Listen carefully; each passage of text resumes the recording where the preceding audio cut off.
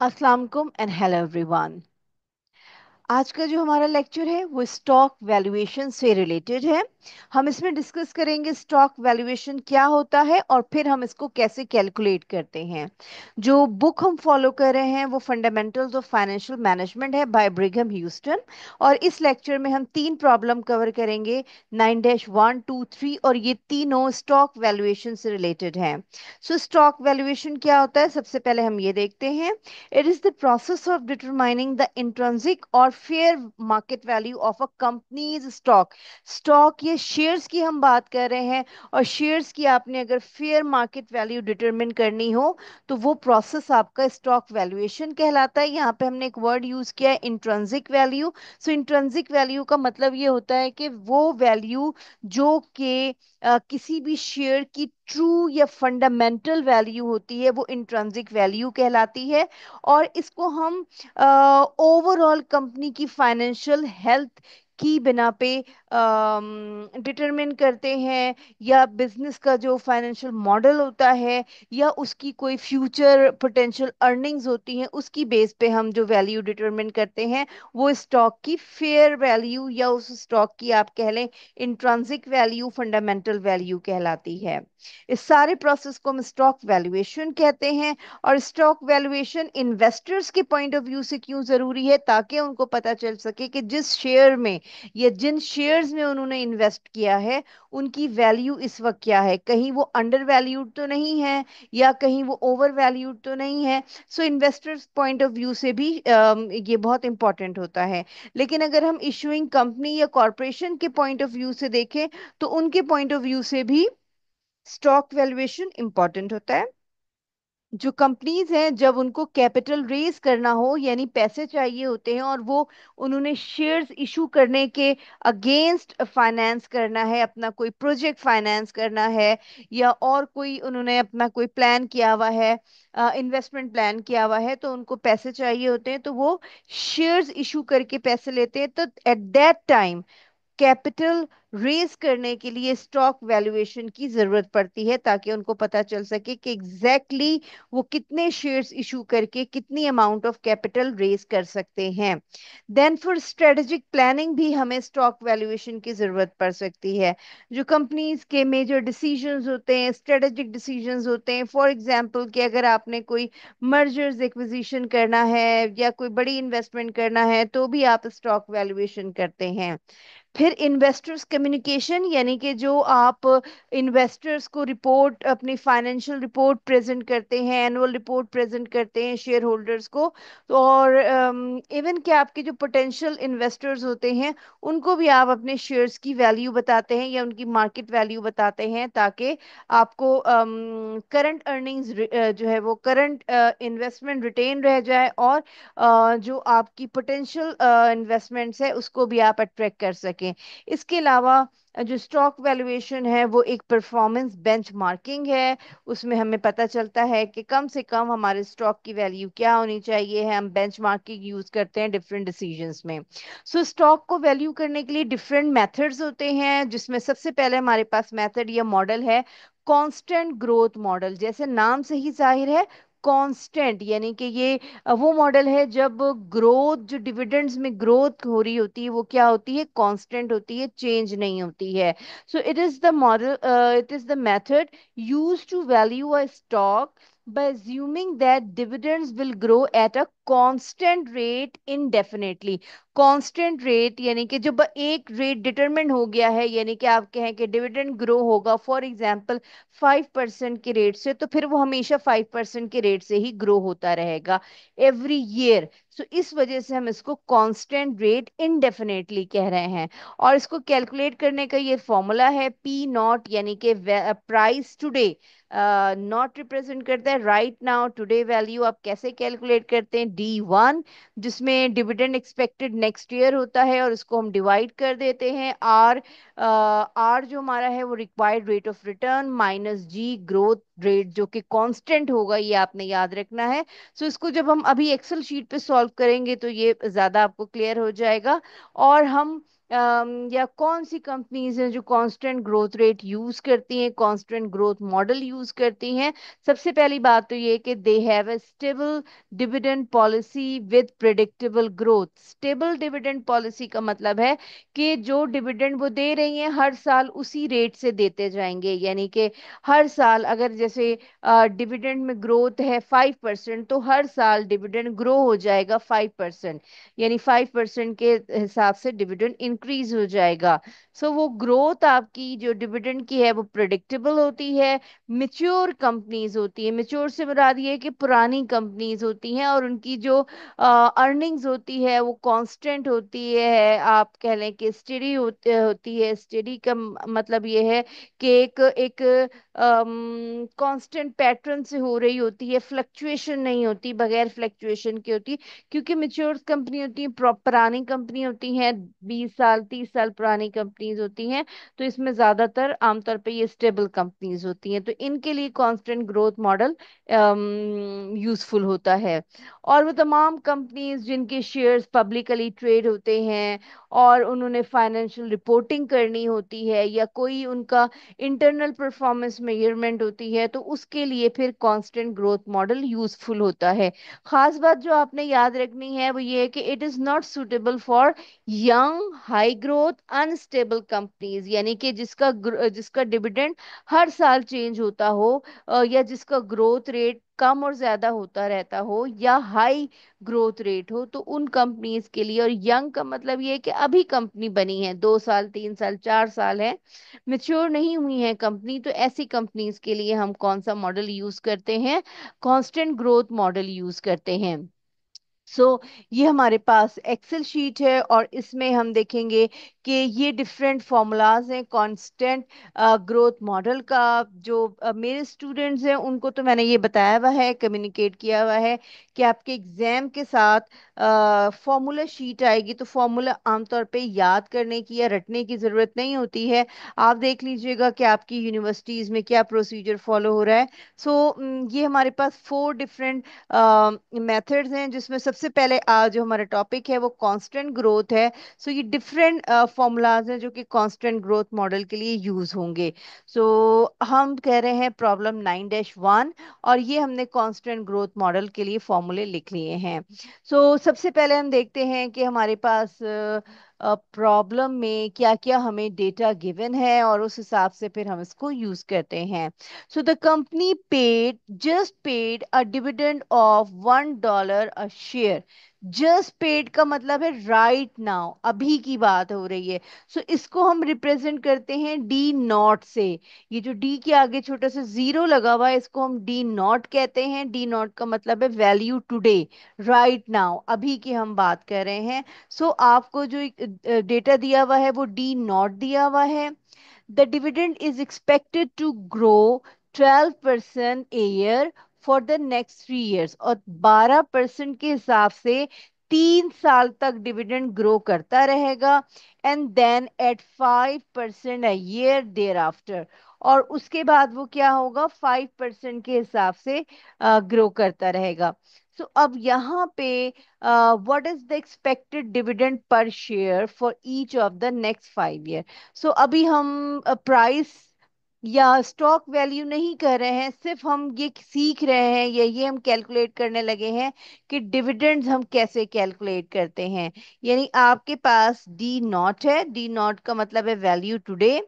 फिर हम 5 साल की बात कर रहे हैं, उसने 5 ईयर का पूछा हुआ है, तो हम D1 कैलकुलेट करेंगे, D2, then D3, then D4 and D5। और इसके लिए हमारे पास फॉर्मूला आप देख लीजिए, D1 और डी नॉट को हम 1 + G से मल्टीप्लाई करते हैं। डी नॉट हमें दिया हुआ है, ये देखिए यहाँ पे दिया हुआ है $1। डी नॉट तो हमें $1 दिया हुआ है। तो ये तमाम अमाउंट हमारी किस में है, डॉलर्स में है, तो हम एक बार साइन लगा लेते हैं करेंसी का। अब जब आपने D1 कैलकुलेट करना है तो ये हमारे पास फॉर्मूला सामने मौजूद है। D1 हम क्या करेंगे, जो भी हमारे पास डी नॉट है उसको हम 1 + G से मल्टीप्लाई कर देंगे। डी नॉट हमें दिया हुआ है 1। और इसको हम मल्टीप्लाई कर रहे हैं 1 + जी। जी रिप्रेजेंट ग्रोथ रेट, जो कि कितना है, ग्रोथ रेट है हमारे पास फॉर द फर्स्ट 3 इयर्स वो 12% है। तो परसेंट को अगर हम 0.12 लिख लें तो एक ही बात है। सो ये हम डिविडेंड कैलकुलेट कर सकते हैं 1.12, यानी कि दिस वन। तो पहले ये जो राइट नाउ अगर हम अभी की बात करें, डी नॉट की बात करें, तो $1 डिविडेंड है। और अगर हम 1 साल के बाद की बात करें तो फिर $1.12 आ जाएगा। नेक्स्ट ईयर क्या होगा कि जो प्रीवियस ईयर है वही कैरी फॉरवर्ड हो जाएगा ना, वही डिविडेंड आ जाएगा, यानी कि वो नेक्स्ट ईयर वो डी नॉट बन जाएगा। सो यहाँ पे हम 1.12 लेंगे जो कि लास्ट डिविडेंड है, और उसको हम मल्टीप्लाई कर देंगे 1.1 प्लस जो ग्रोथ रेट है उससे हम मल्टीप्लाई कर देंगे। सो इस तरह से हम इसको फर्दर कैलकुलेट करते जाएंगे, यानी कि हर साल डिविडेंड में ग्रोथ हो रही है 3% के हिसाब से। और ये कितने साल तक होती रहेगी, ये देखिए यहाँ मेंशन है, ये 3 इयर्स तक होती रहेगी। और 3 ईयर के बाद आपका 5%, तो ये कांस्टेंट नहीं रहा। ये जो ग्रोथ है ये क्या हो रही है, ग्रोथ चेंज हो रही है। पहले 3 साल फर्क है और उसके बाद 3 साल हमारे पास क्या है, उसके बाद ऑनवर्ड तमाम सालों में वो 5% हो जाएगी। सो ये जो डिविडेंड है ये हमने नेक्स्ट ईयर हमारा ये डी नॉट बन जाएगा 2544। और इसको हम मल्टीप्लाई कर देंगे 1 + जी से, तो जी हमारा है 12%। और इसकी कैलकुलेशन हम यहाँ करके देख लेते हैं कैसे करना है।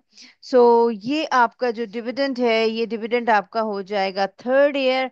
और 3rd ईयर के बाद 2 साल, अगले 2 साल जो डिविडेंड की ग्रोथ रेट होगा वो कितना होगा, वो 5 इयर्स, क्योंकि then at 5% a year, then and 5% a year thereafter, यानी हमेशा, हमेशा के लिए इनडेफिनेटली जो रेट ऑफ ग्रोथ है वो कितनी हो जाएगी, 5%। तो आपसे 10 साल पूछा जाए, 20 साल पूछा जाए, तो 3rd ईयर खत्म होने के बाद हर साल जो हम ग्रोथ रेट लेंगे वो 5% लेंगे। ये हमारा प्रीवियस डिविडेंड था जो कि 1.4049 है। और इसको हम मल्टीप्लाई कर देंगे 1 + जी से। अब यहाँ पे याद रखना है कि ग्रोथ रेट कितना हो जाएगा, वो चेंज हो जाएगा। दिस वन, यहाँ पे आप देख ली 5% है। और नेक्स्ट ईयर भी कितना हो जाएगा, 1.4751।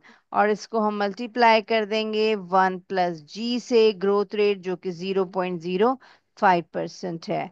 इसकी जब हम फर्दर कैलकुलेशन करेंगे तो 5th year, at the end of the 5th year हमारे पास जो आज डिविडेंड $1 का है वो ग्रो होके कितना हो जाएगा, वो ग्रो होके 1.5489 हो जाएगा। This is the concept of dividends, कि डिविडेंड्स में ग्रोथ हम कैसे इनकॉर्पोरेट करते हैं और डिविडेंड्स कैसे ग्रो करते हैं। यहाँ पे आप देख लीजिए, पहले 3 साल जो है रेट ऑफ ग्रोथ था 12%, और उसके बाद जो है ऑनवर्ड वो कितना हो गया, 5%। ये डिफरेंट जो हमने डिविडेंड्स कैलकुलेट किए हैं वो with different growth rates calculate किए हैं। This is the answer. और ये सारे ही आप कह लें कि आपके आंसर्स हो गए, बिकॉज उसने पूछा हुआ है expected dividend per share for each of the next 5 year, यानी each of the next 5 year पूछा हुआ है। अगर हमें डायरेक्टली 5th ईयर पूछा होता या 3rd ईयर पूछा होता तो फिर हम दूसरा तरीका यूज करते। उसके बाद जो नेक्स्ट प्रॉब्लम हमारे पास है, वो नेक्स्ट प्रॉब्लम हमारे पास है कांस्टेंट ग्रोथ मॉडल, जैसा कि लिखा हुआ आ रहा है। और इसमें जो हमें डेटा दिया हुआ है वो क्या दिया हुआ है, the company is expected to pay a dividend 1.8 dollar per share that at the end of the year, यानी कि ये साल जब खत्म हो जाएगा, तो साल जब खत्म हो जाएगा तो वो D1 कहलाएगा। अभी अगर हम अभी की बात करते राइट नाउ की, तो फिर वो D0 होता। सो ये D1 आपको दिया हुआ है। और dividend is expected to grow at a rate of 4% a year, at a constant rate of 4%, यानी हमेशा ही वो 4% के हिसाब से ग्रो करता जाएगा। जो रिक्वायर्ड रेट ऑफ रिटर्न है या RS है, वो 10% दिया हुआ है। और स्टॉक की करंट वैल्यू या मार्केट वैल्यू आप बताइए। सो इसका मतलब है कि हम what is the stock current या मार्केट वैल्यू। सो ये स्टॉक की जो करंट या मार्केट वैल्यू होती है वो हमने डिटरमिन करनी है। और उसके लिए हमारे पास फॉर्मूला ये मौजूद है, right now value today current या स्टॉक। तो दो फॉर्मूलाज मौजूद हैं, हम देख लेते हैं हमने कौन सा यूज करना है। हम दोनों ही यूज कर सकते हैं, बात एक ही है हमारे पास। तो वो किस तरह से हम इसको यूटिलाइज करते हैं। अगर हमें D1 डायरेक्टली दिया हुआ है, सो D1 डायरेक्टली दिया हुआ है तो हम ये फॉर्मूला यूज करेंगे। अगर हमें D1 ना दिया होता और हमने D1 कैलकुलेट करना होता, तो फिर हम ये सेकंड वाला यूज करते कि D0 की मदद से हम D1 कैलकुलेट कर लेते। सो अब यहाँ पे आप देख लीजिए, वैल्यू ऑफ स्टॉक यानी P0 हमने कैलकुलेट करना है। और वो कैसे कैलकुलेट करना है, D1 हमें कितना दिया हुआ है, 1.8। और उसको हम डिवाइड कर देंगे RS - G से। सो RS हमें दिया हुआ है 10%। सो 10% हम डायरेक्ट भी ले सकते हैं। और यहाँ हमने लिख दिया 10% माइनस जो ग्रोथ रेट है, फॉर्मूले में आप देख लीजिए G लिखा हुआ है। सो ग्रोथ रेट हमारे पास है 4%, तो यहाँ पे हमने 4% लिख दिया। इसको अगर आप कैलकुलेट करना चाहेंगे तो ये हमारे पास वैल्यू आ जाएगी P0 की, जो कि आ रही है 30। और इसको हम अगर डॉलर में रिप्रेजेंट कर दें, क्योंकि बाकी तमाम डेटा हमारे पास डॉलर में है, सो $30 इज योर P0, यानी कि वैल्यू ऑफ स्टॉक टुडे। सो ये हमारे पास वैल्यू ऑफ स्टॉक टुडे मौजूद है। सो ये तरीका है, हमारे पास फॉर्मूला है D1 / RS - G। इसकी मदद से हमने जो है वो स्टॉक वैल्यू, आज की स्टॉक की वैल्यू कैलकुलेट की है। तो इसी तरह हमारे पास एक और प्रॉब्लम है आज के लेक्चर के लिए, वो है 9-3। और 9-3 भी आपकी कांस्टेंट ग्रोथ रेट के से रिलेटेड है। सो इसमें क्या है कि company stock currently sells for $38। Currently sells for $38, इसका मतलब है कि आपको पी P0 दिया हुआ है करंटली राइट नाउ, इसका मतलब है अभी की हम बात कर रहे हैं। सो P0 इज गिवन। अगर हम यहाँ पे डेटा लिखना भी चाहें तो हम लिख सकते हैं कि P0 हमें दिया हुआ है, और वो कितना दिया हुआ है, $38 इज गिवन। देन उसके बाद किस चीज का जिक्र हो रहा है यहाँ पे आपको, द कंपनी जस्ट पेड, यानी राइट नाउ अभी की बात हो रही है। और जो अभी राइट नाउ पे किया जाता है वो क्या होता है, वो आपका D0 होता है। सो आपको D0 दिया हुआ है, यानी कि डिविडेंड दिया हुआ है, और वो कितना दिया हुआ है, $2 दिया हुआ है। The dividend is expected to grow at a constant rate of 5%। इसके अलावा आपको क्या दिया हुआ है, आपको G दिया हुआ है, और G कितना दिया हुआ है, 5% दिया हुआ है। What stock price is expected year 1 from now, यानी कि अभी के बाद, एक साल बाद बताइए स्टॉक प्राइस, यानी कि PN आपसे पूछा हुआ है, PN बताइए आफ्टर 1 ईयर। और फिर आप बताइए कि RS की वैल्यू क्या है, यानी कि required rate of return on stock भी गिवन नहीं है। हम यहाँ पे लिख लेते हैं कि आपसे स्टॉक प्राइस यानी कि P1, एक साल के बाद की बात हो रही है तो हम P1 लिखेंगे, 2 साल की बात होती तो P2 लिखते, 3 साल की बात होती तो P3 लिखते। और हमारे पास क्या मौजूद नहीं है, RS मौजूद नहीं है, उसने RS भी पूछा हुआ है। तो सबसे पहले हम P1 मालूम करते हैं, और P1 के लिए ये हमारे पास फॉर्मूला है, ये आप चेक कर लीजिए। इसको हम कॉपी करके यहाँ पे लिख लेते हैं। जो P1 है हमारे पास वो P0, P0 को हम मल्टीप्लाई कर देंगे 1 + G⁻n से, यानी Pn। Pn का मतलब है 1 साल की बात हो रही है, तो हम P1 कैलकुलेट कर रहे हैं, ठीक है। P1 कैसे कैलकुलेट करेंगे? फॉर्मूले में हमारे पास P0 है जो कि $38 है, तो यहाँ पे हम P0 ले लेंगे और उसको हम मल्टीप्लाई कर रहे हैं 1 + G से। 1 + G रिप्रेजेंट ग्रोथ रेट जो कि है 5%, या 5% लिख लें या 0.05 लिख लें, तो हम 0.05 भी लिख सकते हैं। और raise to power n, n का मतलब है कितने साल बाद चाहिए है, तो P1 है, तो हमें n कितना चाहिए होगा? हमें n चाहिए होगा 1।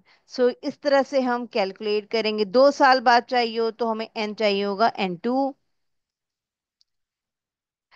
हमारे पास जो स्टॉक की वैल्यू आ रही है आफ्टर 1 ईयर, या इसको हम कैसे रिप्रेजेंट करेंगे? P1 वो कितनी है? $39.9, और इसको हम डॉलर्स में रिप्रेजेंट कर देंगे।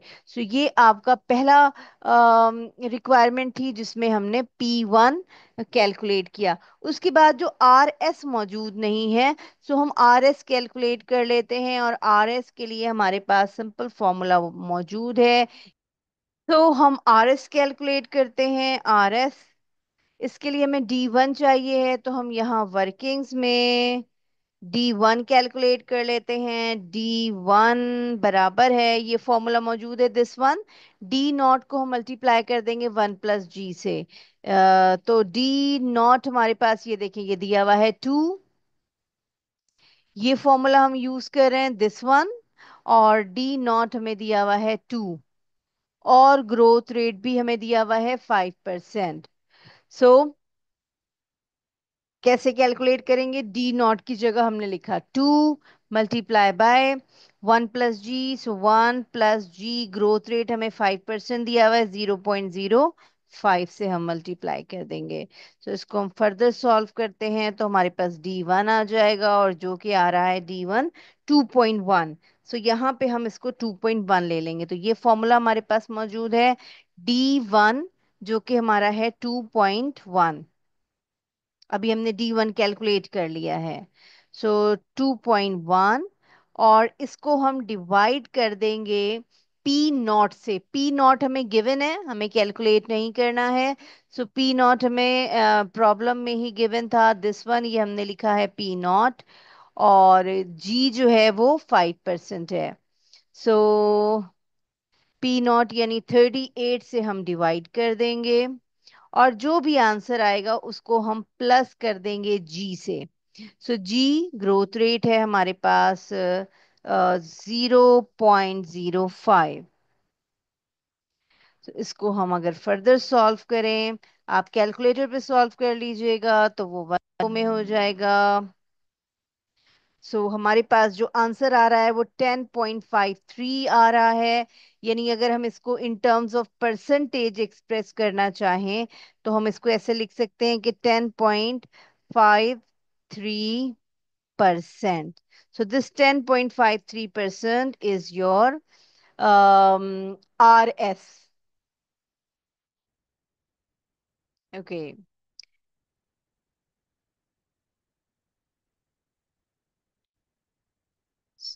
RS को हम हाईलाइट कर देते हैं, तो ये हमने दो चीजें इसमें कैलकुलेट की। So that's it from this lecture. Take care class.